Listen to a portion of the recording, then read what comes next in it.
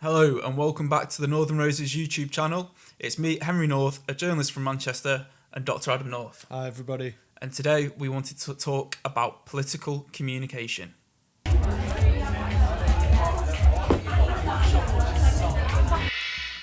Okay, so political communication. Yep. You're going to have to do some explaining for me because I'm not too sure where you wanted to go with this. Well, we've written quite a bit about political communication, and we've just been to the Green Party conference where we saw in action a kind of new form of what I would say is quite successful political communication. So the kind of two key strands that we have talked about and looked at is this idea of being bold, providing a vision of the future that people can get behind. And we all want to feel hopeful in politics, right? I don't think, although there is the politics of grievance and being motivated by what we're against, it's also, I think, more important to be motivated by what we're for. Like, what do we stand for? What do we want to build? And then the second angle that we've looked at is how do you get that message out there? And the key system or the key method that's been employed recently by people like Donald Trump and Reform and various other movements is to flood the zone. So what is flooding the zone or muzzle velocity? They're kind of two ideas that were coined by a right-wing thinker called Steve Bannon. Yeah. And Steve Bannon is somebody who thought about the Trump strategy for winning power. And he said, what you have to do is put out so much information that basically the kind of legacy media, so the New York Times, the Washington Post, the Guardian, the BBC, don't have time to touch everything. Yeah. They can only focus on one thing at a time. So is this a bit like Brexit? How there's so much like chat around Brexit, like 350 million for the NHS, and by the time that you could debunk one myth, the next one was there. Is that like similar kind of thing? Yeah. So Brexit's a great example where they flood the zone, so they flood the media environment with so many lies about what the Brexit dividends or Brexit benefits are that it's impossible to grab one and say, wait, this is false. Like, it's so fast moving that by the time you've made one lie, you're on to the next. And you see this with Trump all the time, one lie after another, and the media have to then choose what they focus on because obviously it takes more time to disprove a lie than it does to make one. Yeah. And so that's kind of what flooding the zone in its right-wing utility was. But I think there is a left-wing utility as well to flooding the zone, which is to spread and push these messages of hope at such velocity, at such speed, that it's impossible for people to miss it. And I think that's something that we've seen at the Green Conference with Zach Polanski especially. He's been able to, in a way that is unusual for left-wing politicians, he's been able to spread a message of hope. And I think that's no better encapsulated by where they had like the main speeches. It said bold politics, didn't it? Yeah, bold politics. So this is Polanski's way of signalling and this is what he's about. Name, isn't it? Yeah, and it's his podcast, Bold Politics. It's about saying it as it is, which is a traditionally a more sort of right-wing... Calling a spade. Exactly, common sense, say it as it is, that kind of... But why can't the left do that? And that's, I think, what Zach Polanski's engaging with. And this is something that's been very difficult for the left of politics to deal with for a long time. Like even now we see Reform, their coverage within the BBC or legacy media is disproportionate to the size of the party. They get way more coverage because they say controversial things, they create conflict, which, as we've spoken about in previous episodes, drives monetization, drives clicks, drives people to the content. So what the left haven't been able to figure out is that conflict is what thrives in a media environment. Although there are some figures who are better than others, this idea of facts and evidence-based approaches has been sort of Labour's way of dealing with things. So looking at the numbers, looking at the evidence and assessing the direction to take through there. Whereas in an ideal world, I think we would all say the evidence, the science, the facts should drive policy. Yeah. Which is Dr. John Mulligan approach to the Manchester mental health care problem. Friend of the Northern Roses, Dr. John Mulligan would say, use the science and make decisions based on that. Yeah. But we don't live in an ideal world. We live in the world which is very far from ideal as we've spoken about, driven by the monetization, the clicks, the conflict. So, as someone on the left, how do you do that without straying into lies, misinformation, disinformation, and basically creating harms? And that is a difficult position to find. Now, I think people like Gary Stevenson have opened the door for a left-wing unifying strategy that floods the zone, which is to target a group who are creating the problems in society, which is the ultra-wealthy. And it's about messaging exactly how that's happening. And you can do that in a number of ways. So the ultra-wealthy don't pay their taxes. It's actually good for them to have a society that's more equal, because then they don't have to live in gated areas, they don't have to build walls, worry about their safety as much, and various other strategies that you can get this across to people with. And it's not good enough, I don't think, anymore to just say, well, let's look at the hard maths and say, let's look at the cost of inequalities per year. Like, that's obviously important. That's how we come to understand that inequality causes the problems. But people now in the attention environment don't want to see the stats or the evidence. They want passionate people telling them, here's our vision for the future.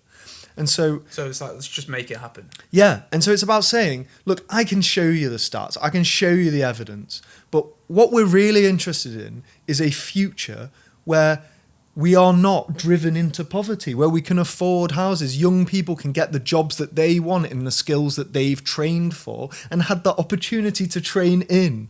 And it's about saying, together we can do this. How can we bring each other up and not push each other down? Like, I think this is a very common attitude on the right of politics, is what can you do for you? How can I improve me? Well, it's simple individualism. Yeah. And that is, exactly. You think about America, Yeah. which is one of the most capitalist, if not the most capitalist country in the world. And that is all about being a strong individual. And I think that's why they're all obsessed with being, like alpha males. All the cars are called big macho names. Well, it's Mustang. like the specific Chad mentality, isn't it? Yeah. Where and to be fair, there's a lot of people in the UK who will have this attitude because it's not unusual. Our school system sets us up to want others to fail.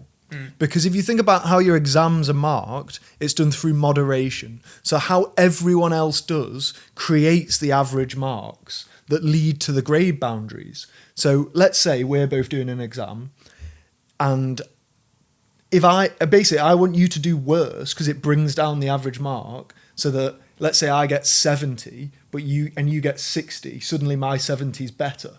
Yeah. So we are disincentivized from an early age to want our peers and colleagues to do well, because that actually makes it harder for us. Which in reality, anyone who's worked in any business or simply worked in a team knows to succeed, you need your teammates to also do well and be good. Like in football is a good example of this, right? Like if you have a high performing footballer on your team, say Ronaldo, but the rest of the players are not good or feel like they are let down by this player who wants all the resources channeled into them, it hurts the rest of the team. Yeah. Whereas let's say all the team is brought up and all the team have their roles and resources are shared among them, they will succeed better. And this is the case with, say, like looking at Manchester City teams. Maybe not so much now, because I think we see stars and they're like Haaland. But it was always the case that the team was so well-rounded and the squad was people would say they had such strength in depth. Yeah. But what it really was is the team operated together in such a fundamental way that it didn't matter who came out or who went in. And this, so to bring this back to political communication, though, what does it mean? We can sit here and we can say that, oh well, yeah, we're better off as a team, and as an individual, it might feel appealing, especially for young men who may naturally fall into hierarchies and. But how does that affect it? Like in the big picture, where does the political commentary? How important is it? Is what I'm trying to say. Is like, and how does it affect this? Yeah, well, it's so important because ultimately, it comes down to the vision of what future we want. So, for instance, on the right of politics, they will tell you that it's about pulling yourself up by the bootstraps. And to be fair, it resonates because it's partially true. Like, you do need to become an independent individual who is able to produce and do good in society. Like, that's a strong, solid, good message. We all need it. However, in the current economic system we have, if you are to do that, it does not guarantee success. And this is where I think the whole individualism of it all comes in, because, for example, it's like you can work, however hard you're told by hustlers, or like to work like you're doing your 60 hours a week. Or there was, to go to one of the comments on one of our videos, somebody said they work 100-hour weeks, didn't they? And they don't complain. Yeah. Love it. Yeah. All right. But the point is like we're now at a position where you can work all that time and you could still realistically be struggling to afford like kind of basics needed for life. So, for example, like with the decline of the NHS, there's a possible reality that certain services, especially if reform get in, because, and again, I'll tell anyone who hasn't heard it, Farage says he admires the American system, or maybe not admires, but would like to see the American private system here. So you could be an individual and work as hard as you possibly can, and you can still realistically, if, for example, you were to be in an accident, someone could crash into you whilst you're driving your car and not be able to get back to work.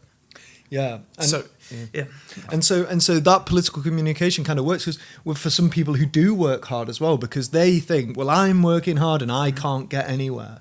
So why is that?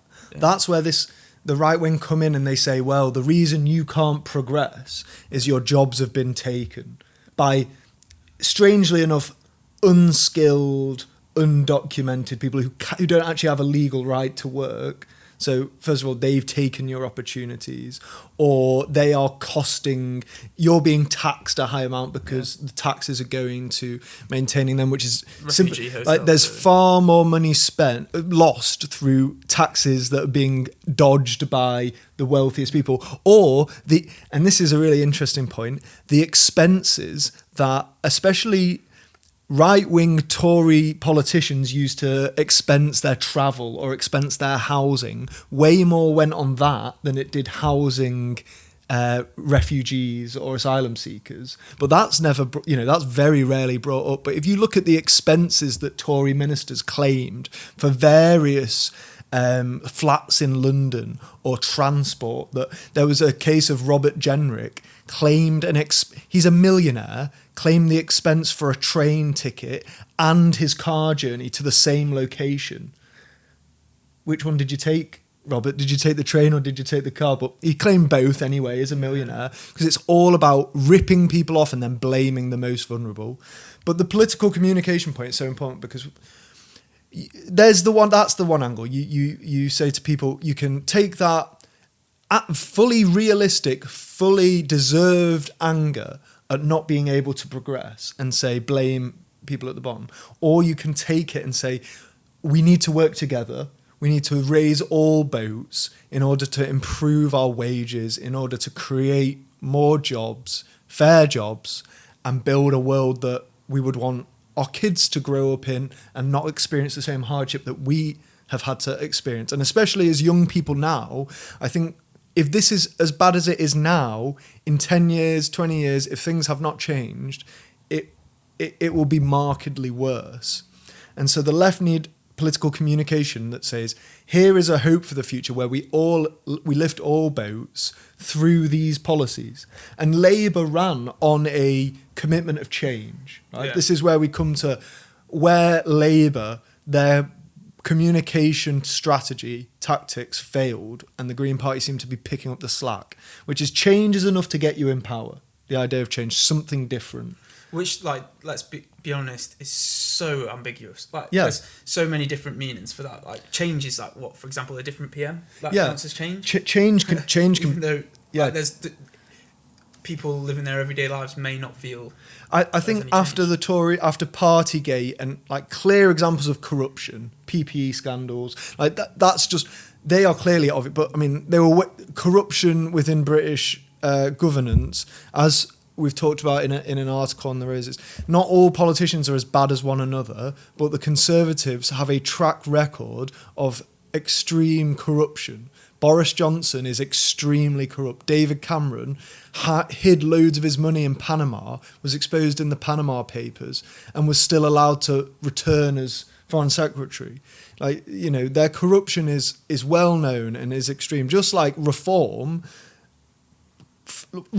so much of Reform is already being exposed as corrupt. Their previous Reform leader of the Welsh branch of Reform was taking bribes from Russian bribes to give them positive coverage. So corruption is an extreme thing. But what the left need to do, and what Labour didn't do, was they said that we need to be changed. They ran on, the Tories have destroyed the economy. Yeah. They've discredited trust in politicians and in government.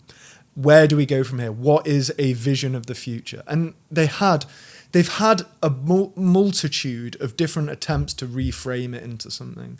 Whether it's, I don't know, they had a bunch of different plans, didn't they? And building loads of houses and all these various policies that I think we all agree with, but it's not an overarching strategy. And so what do the Greens do? Is they say, no, we are going to challenge inequality. We are going to challenge those who have the most and siphon resources off from those who have the least. We're going to engage with that. Whereas Labour have not engaged with the clearest problem. And we talked about in our previous episode about the Americanisation of the UK and how maybe there are certain parties that mean that Labour are very worried about if what they say may harm, like actually harm the economy, because BlackRock or Vanguard will manipulate the bond market or things to put harm on our country. But I think you've got to say, who gives a shit? We need them to be brave. Yeah. We need them to say, we will not be held hostage by private equity, by the wealthiest, the most far-right influences from the US and overseas. It's time to stake our own claim again and build out a state that actually backs its own people. Like, you know, this idea that AI will save us all, that's bullshit. Yeah, we don't own AI. We don't own the AI companies. So if if all this money goes into AI, it won't benefit us. It'll benefit maybe certain companies that will, you know, fire loads of employees and use AI to do their job, which is exactly happening. There are way less graduate jobs than ever before because they're being replaced by AI.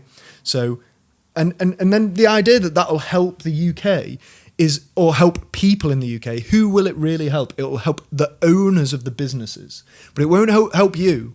It will not help you because we do not own that.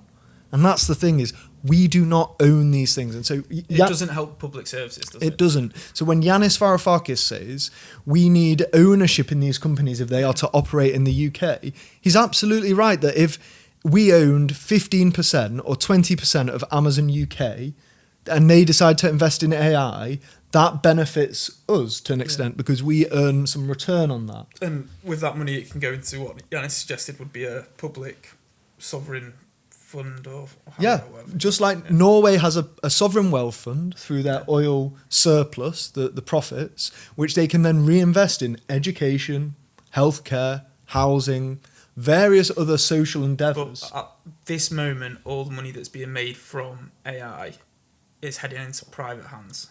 Yeah, it's not headed. It will not come back to us. I'm telling you that for a fact. How the current system is set up, any AI gains will not be made by us.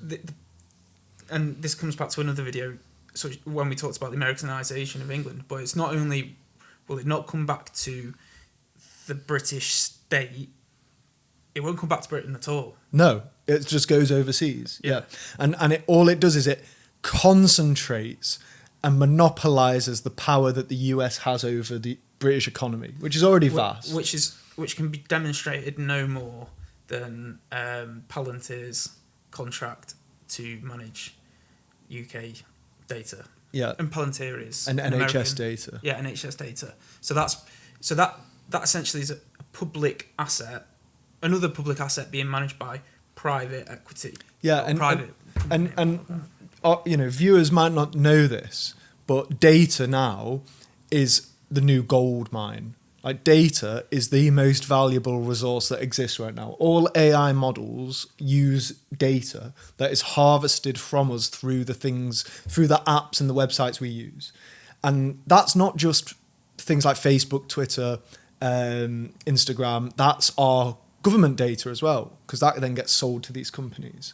That's the data that you use for anything basically goes to these companies, and they build their AI models on them. That's how they have the answers to so many questions, because it's our answers that we put into it.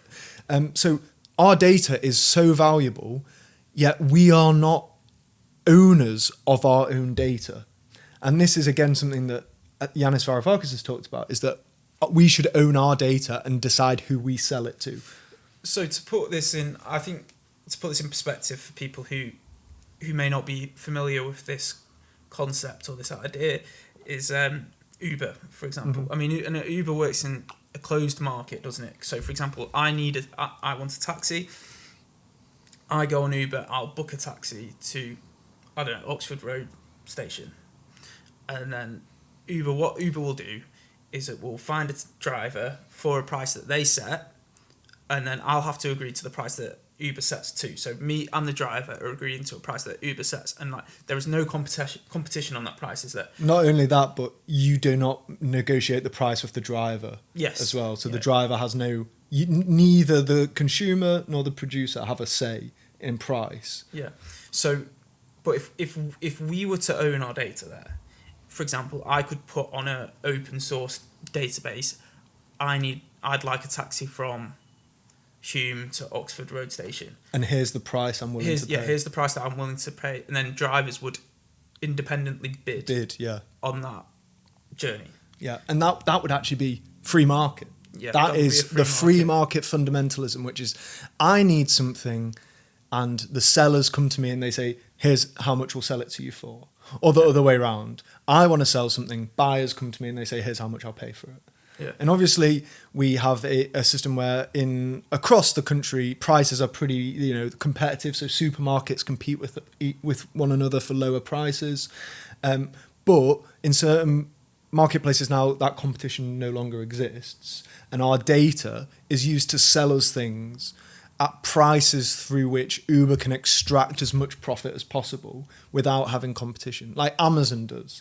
Amazon offers you prices. They don't have to pay for things like high street stores, so and they don't pay tax, so their costs are super low, but they can still offer us goods at prices where they earn a huge profit. Yeah, so if you're Gary from down the way wanting to open a bookshop, he's got to pay his rent, staff costs, heating, rest of it. All the costs that come with a physical shop. And Amazon, they use our roads, they use various other infrastructure that we have. They pay no tax on it, so it's far cheaper for them to operate than your independent bookshop. And that means that the independent bookshop goes bust. And that is not the fault of immigrants. That's not the fault of, unless you say, Amazon is an immigrant, which Jeff Bezos. Jeff Bezos is an immigrant, and he is ripping us off. So I suppose there's always a kernel of truth in any lie. The broken clock's right twice a day. yeah. So I think that's the commute. Again, what we've just discussed there, though, is like the minutia or the nuance that, in an ideal world, we can talk about. Thankfully, we can talk to you about it. But in the reality of reaching people, you can't talk about those things because people don't want to hear them. Or they do want to hear them, but they don't have the time.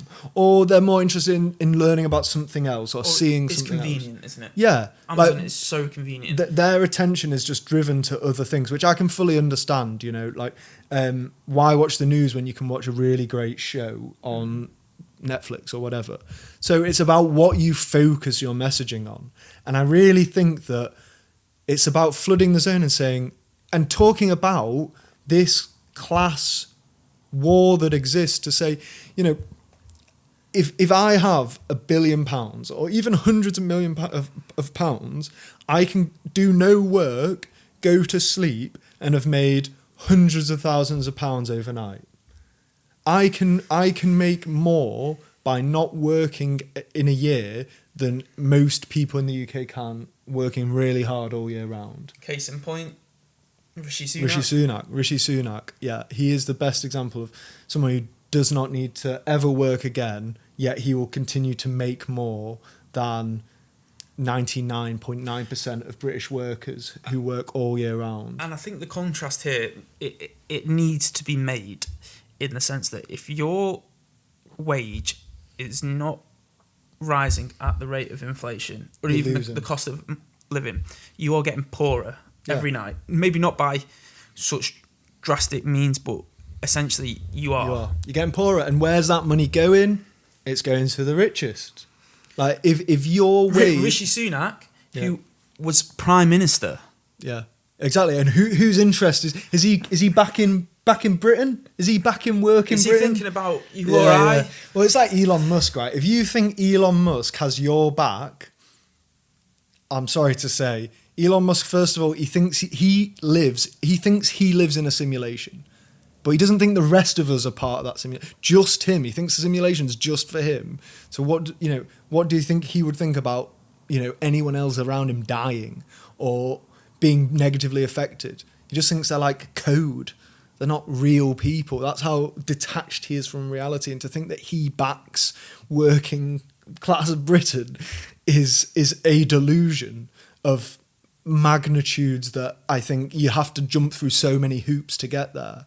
But the idea that Rishi Sunak, there was a clip of him explicitly saying to rural constituents, we want to take money out of poor urban areas and put them back into rich rural areas. It's like, he said it. There's a clip of it, and that is what they want. That is the point. And so I think when we talk about unifying Britain, really it is like there's the working class, which is 99% of people, and they are the ones who need to be unified. But the top 0.1% are so disproportionately featured in the media. Their voice is so powerful in the media and what we hear and what we see that they seem to actually be winning the conversation for such a small for a small group that controls so much resources. So what we need is for 99% of us to fully recognise that our interests are shared. Like even a banker, right? Even a banker who still works, he might be earning way more than you or I, but he's still working. And so he's still paying income tax. Whereas for those ultra rich who own the banks, they're not paying income tax. And income tax is the highest rate of band of tax. Capital gains tax is much lower. And they're avoiding capital gains tax as well. They're avoiding those taxes by various nefarious offshore schemes and other kinds of ways that you can avoid paying your fair share into a society that we all need.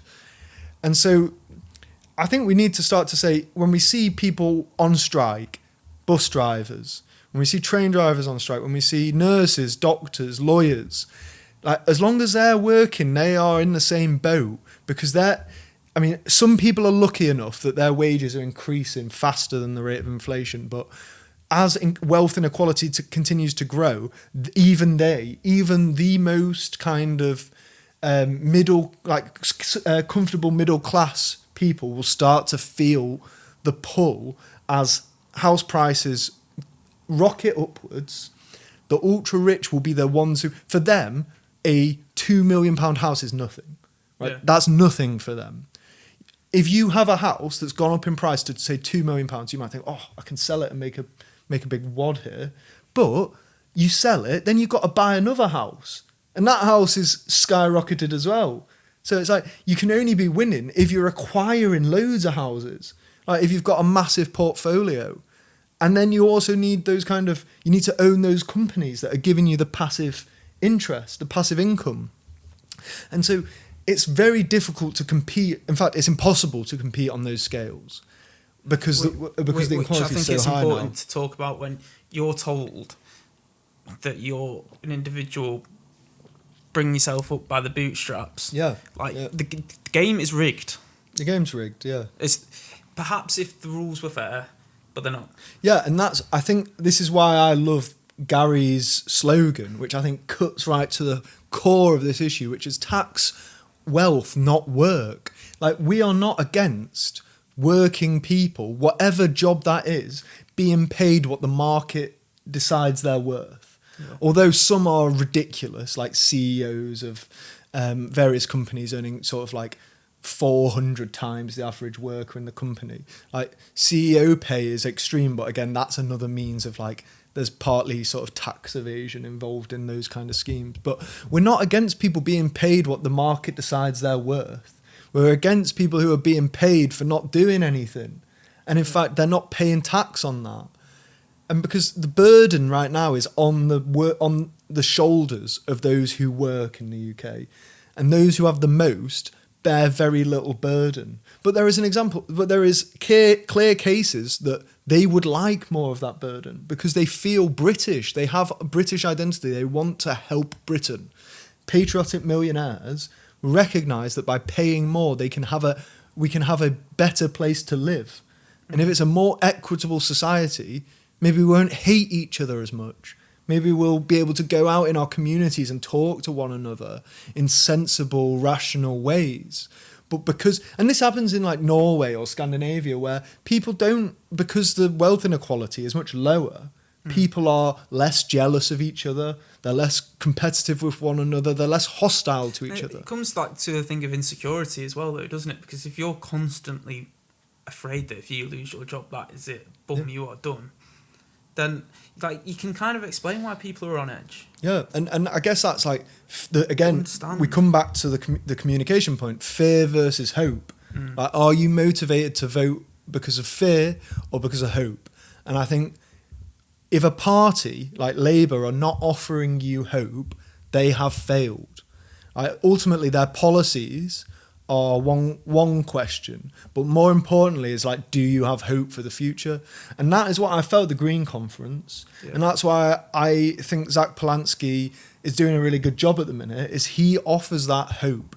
Okay, they haven't had to deal with the burden of governance and what that does, but they are offering hope. And that message of hope is something that we need.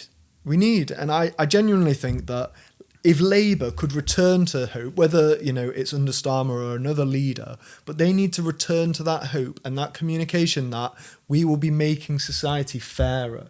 And I think that they've failed on that communication front because they're too busy trying to deal with a false framing. And Reform deal in hate. That is their, if you want to say they're specialists in anything, it's hate. And if you try and engage with that framing of hatred, they will always win because there's always something to be angry about. Whatever it is, you'll see they're angry about the pettiest things. Like Trump getting angry, demanding that the UN apologise because the elevator, not the escalator broke as he was going up it, which reportedly was caused by his own photographer who accidentally bumped the button. But he was outraged by it because it's outrage at everything. It's hatred at everything. Whereas what we need is, especially in times like this where times are tough, we need hope, and we need a communicator who can give us a vision of the future that is hopeful. And Labour came in and you know what, you can get away with it to begin with, to say, look what the previous government have done. Yeah. Look at the mess we're in. People are willing to be patient, aren't they? We need to take stringent measures to steady the ship. But they've had long enough now that they can say we've steadied the ship, but here's where we go from here. But it's like that inability to envision the future where we all feel that maybe we could all feel better about it, about each other, about what this country could be. Until they can do that, I genuinely just see people will just continue to go to the Greens, which, you know, isn't necessarily a bad thing. You know, moving towards a more left party is definitely good for the direction of politics. But I want to see a strong working class Labour Party. I want to see Greens in discussion and debate with Labour about the best way to do it. I don't want to see just the Greens. Well, I think with really touching on where Britain is really at the moment, because from my understanding, Britain is a little bit unique in the sense that the Labour Party came from trade unions, and trade unionists are struggling to see a future within Labour. So they have lost this hope that you were talking about.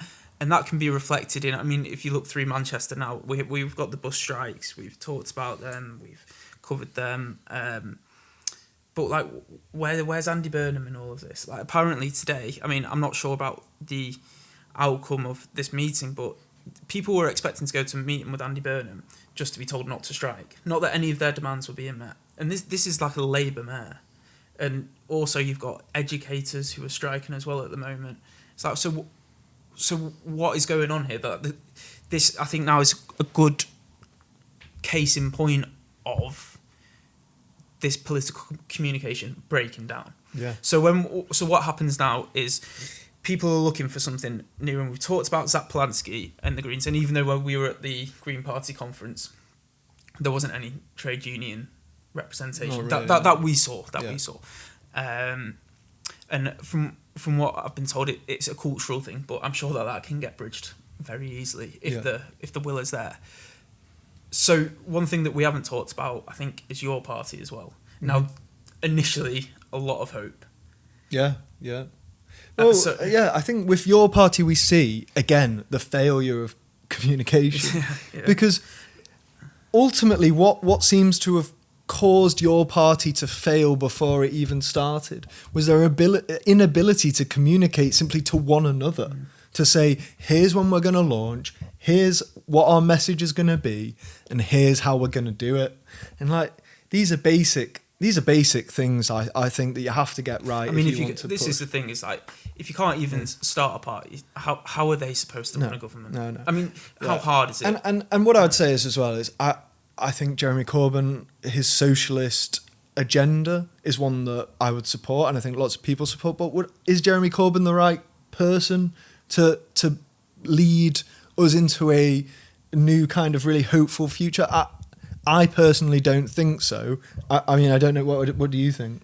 I think he had his shot. Yeah, he took his shot and he missed. I mean, I think that's how people will perceive that. Yeah, and so what I would love Corbyn to do is to get behind someone, and a politician now, and whether Zach Polanski's that person, I don't know, but I feel he's heading down the right path. But I would love to see politicians on the left backing someone who is brave enough to stand up and say, we need a new vision for Britain. Like, we've been trying for so long to make austerity work. Like, how much longer do we have to stick with it before we go, everything's going wrong?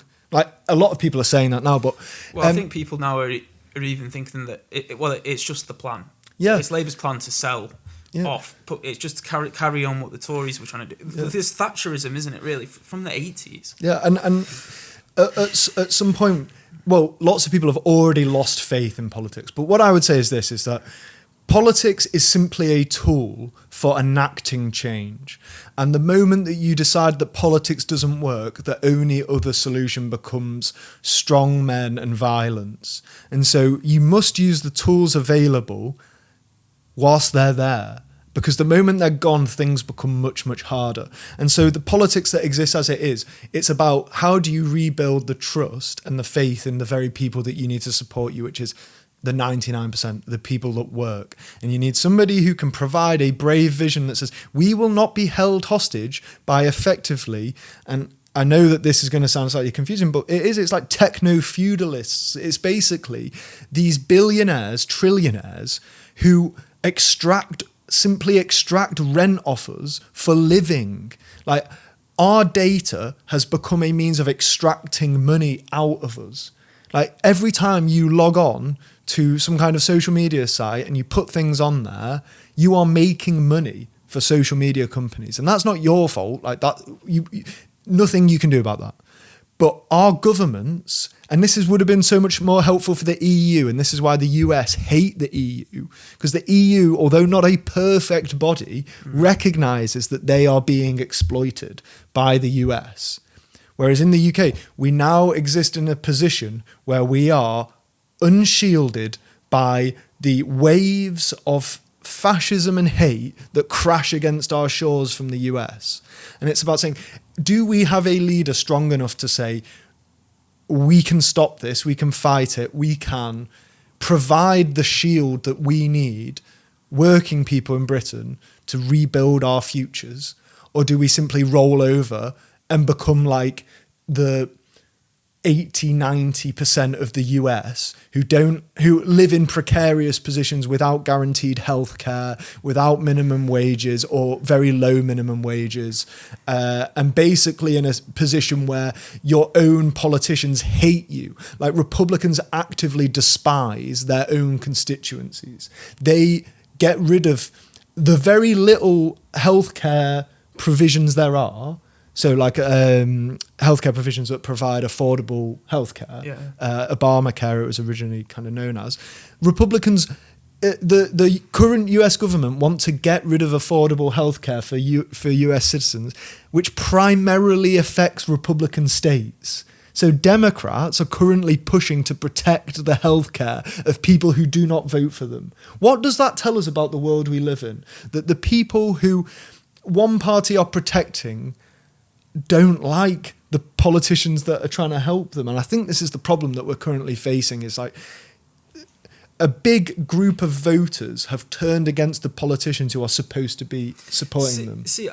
I think that's partially, that's certainly an aspect of it as well. But there's also an aspect of it which I think is quite interesting as well. And it was raised in this meeting that I was at last night. It's like, how many MPs are involved with the grassroots politics now? Yeah. And this is the thing what gave Jeremy Corbyn a lot of respect within people's communities. But I mean, and then when he became leader, things changed. But like, do you see it? How many MPs have you ever seen walking around Manchester? Well, yeah, this is a good question to ask you, the audience, as well. Yeah. Comments below, yeah. Yeah, because we want to say to you, how many, not just MPs, how many journalists do you know? Like, we set this up because we asked ourselves the question, how many journalists do we know? Like, we're not, we come from a pretty privileged middle-class background. We don't know any journalists. And that raises a real problem. So we thought we'll try and offer some journalism. And it's the same as, like, we don't know any MPs.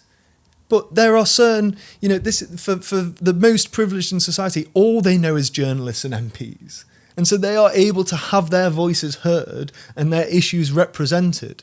And this is the thing, is it's about making it the situation that journalists, MPs, the people in your area who can make a difference in society, or you become those people.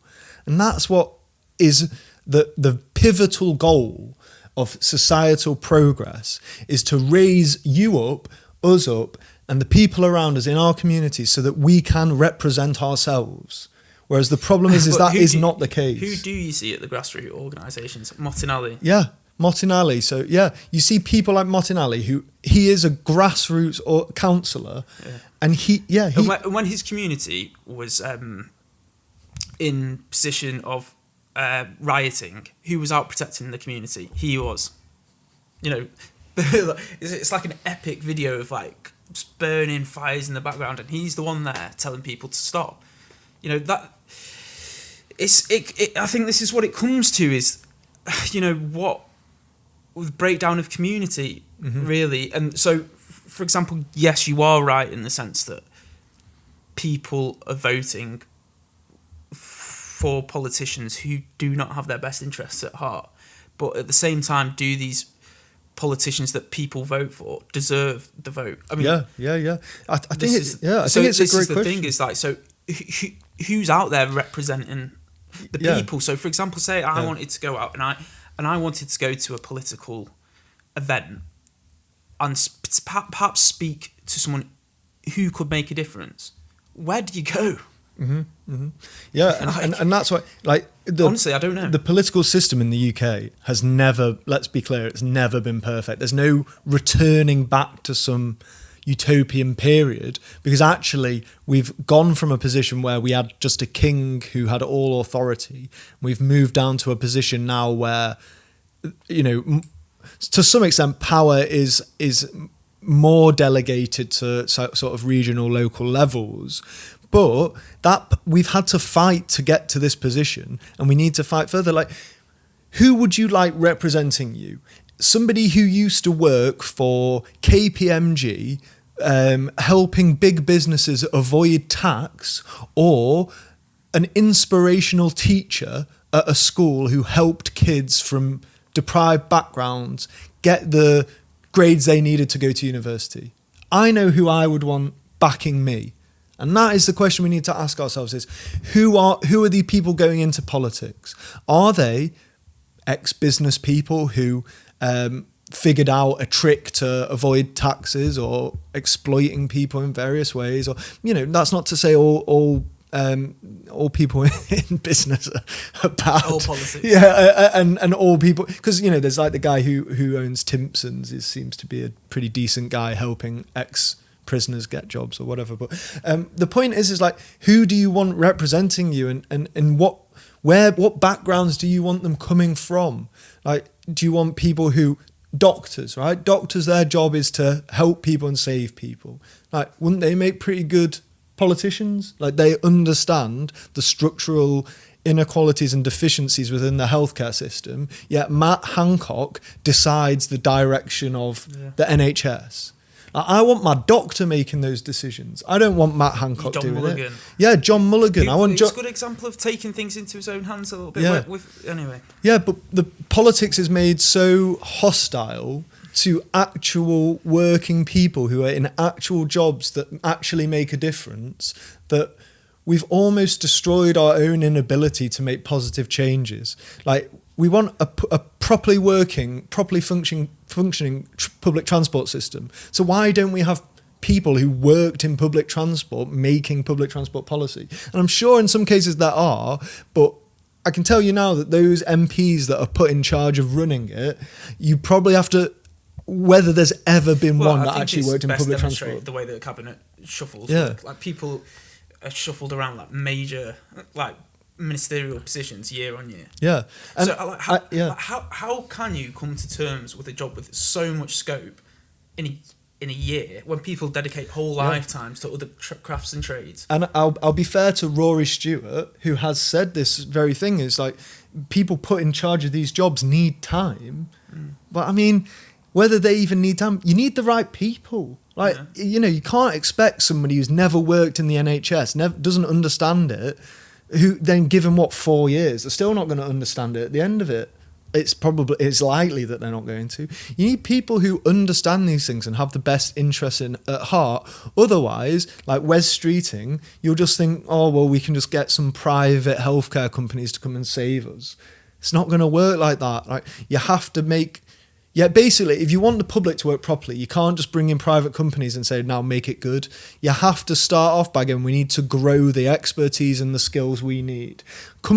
Countries like Taiwan recognised that if they wanted a high-powered economy, they needed to specialise in in producing certain things. So they started building chips. They weren't amazing initially, but over time they built the expertise, and it's like largely publicly owned, or their government has a big stake in it. So they used the public ability to invest and build the skills that they needed to create chips that are now the best in the world. And like, in the UK, what are we seriously doing about any of that? Like, what are we the best in the world at? Okay, I guess you could say, you know, the financialization of everything. Yeah. But we've basically forgotten how to empower working people now. We kind of only see ourselves as facilitators of finance, like the flows of capital across the world, and how to help multinationals avoid helping their own people. And I think that's a real diagnosis of the state we find ourselves in. Is like, do we want to basically just be a country that, we are allowed to sort of survive because we help big companies avoid taxes, or do we want to be a country that creates real positive value in the world that we can export everywhere and raise everyone up? And I think it's pretty straightforward. I know what I want. Yeah, it's just, do the people in power want the same? No, they don't. This is it, isn't it? So, right, with all of that talked about, how can we then bring it back to political communication? And what, for example, would you like to see happen? I think that there was a real upsurge in working class issues when Mick Lynch came onto the scene in just after COVID. There was the Enough is Enough protests. Yeah. Mick Lynch was on the airwaves, and people were like, they were backing that. Yeah. There was real support for unions and for strike action. We need more people like Mick Lynch. We need more actual working people who can go on and passionately talk about why we need to work together to improve our situation. And, So at that point, should we say, if there's someone out there and they want to get in touch, do. Yeah. Like, find the email or just comment below and we'll get in touch. Yeah, because political communication isn't just about what's being said. It's about who's saying it. That's a big part of it. And we need to, I think, as a country, we need to find not only the right message, but the right person. Like, Gary Stevenson is a pretty great communicator, and he comes from a working class background. And we can all kind of see ourselves or our mates in him. Yeah. I think that's a brilliant thing. But what we need is more people like that, because so many of our MPs, I even think, why are they still wearing suits? How many people do you know who work in suits? Like, they are suits. It's become a negative, derogatory connotation, the idea of someone being a suit, because we don't know anyone in suits. Like, I want to see my communicators dressed or appearing like me or my friends or my family and talking to us like that. Like, in Scandinavia, politicians don't wear suits, many of them. Yeah. They're like smart casual or casual because they're just like people you would work with or know or talk to. And that's the thing, is like, we need people now who are like us, making decisions for us. And unfortunately, there is a large amount of the political class go to the same universities, the same schools, and get the same job, and they are detached from the realities that the rest of us face.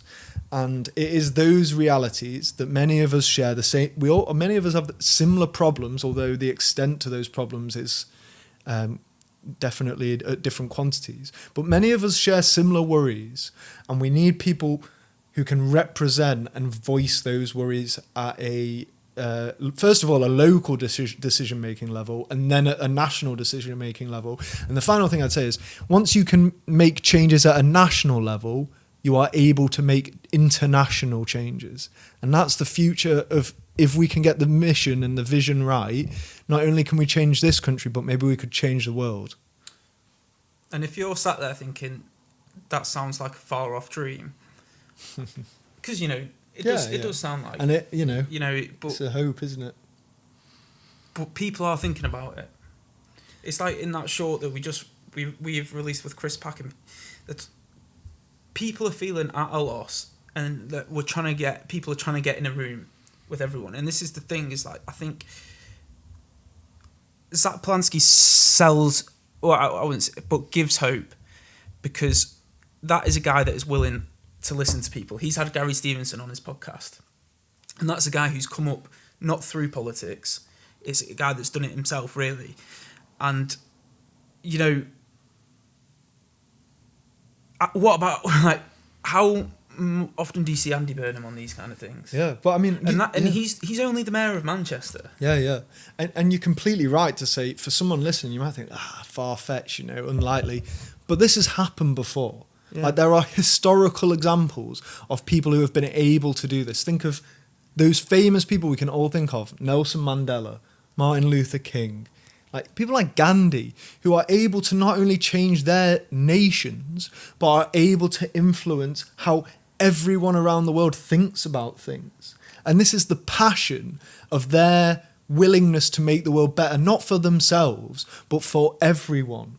And that's what ultimately we need. It's not good enough for politicians, careerist politicians who simply want to advance their own position to get a higher paid cabinet job. It's got to be, you don't give a shit about what cabinet job you have, just make the country better for everyone, you know? And that's the problem. It's like, it's about that bravery and the risk. Like, why are more people not making the risks that are required? Like, we are at a pivotal, critical stage in our democracy where on the line is our fundamental rights as people who work in dignity and are able to voice our political opinions freely. These things are now under attack, and whether we get to keep them is dependent on, I believe, the next 4 years of political communication. Okay, well, on that note... yeah, and on that positive note. We're going to leave it there. So thank you for watching, staying with us. And also thank you for those of you who are new to the channel and liking and subscribing our videos. It's really helping. Really and without you, there's no us, so to speak. So yeah, thank you very much. And if you do want to get in touch and with your stories, please do, because we would like to... That there is optimism here for movement, and if you want to get involved, there are things to do away from like your party, Green Party. If you just want to get out there, and we are interviewing, like, so we've got a podcast lined up with people who are starting grassroots movements to make a serious change. So if you're sat there and you're watching this and you're thinking, I want to be part of it, you can be. And people want you to be part of it. So, on that note, yeah, cheers. Thanks for you. listening. Bye. Oh, we said it at the same time. Should we?